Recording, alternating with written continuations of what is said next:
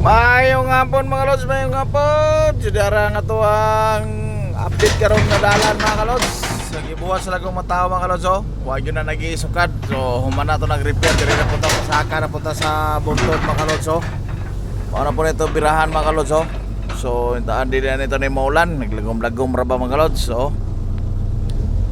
Nata sa ubos. Pasaka na punta pa buntod mga lods. So humana to nag-repair dia. So mag-final na po taron mga kalods. So siyempre medyo masilbi di mapakita ng lagong mga tao mga kalods. Kaya mga yun siya starring sa video. Ohoy. So daghang kayo salamat sa inyo mga kalods sa inyong paglantaw sa kuang video sa YouTube channel. Thank you sa inyo lahat. Thank you very much mga kalods.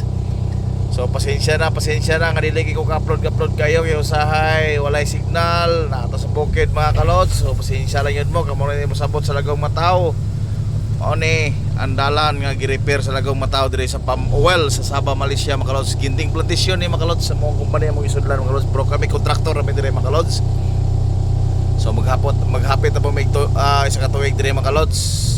So sa kuyog lang magduha na gyud ka tuig. Pero sa karon nga kuan magtuig na pud may hapit. Sa bagong balik na mo oni sa dalan dire gi-repair sa lagong mataw mga kalods oh. Skillet sa buntod pero pasaka na pod. So lapos sa itong gi-repair to diha sa aging adlaw mga kalods oh. Tara. So daghang kayo salamat sa inyong pagsuporta sa akong video mga kalods sa YouTube channel. Thank you. So maor magyud ni ako ang ipakita niyong video mga kalods. So siyempre pakita gyud ni lagong mga tao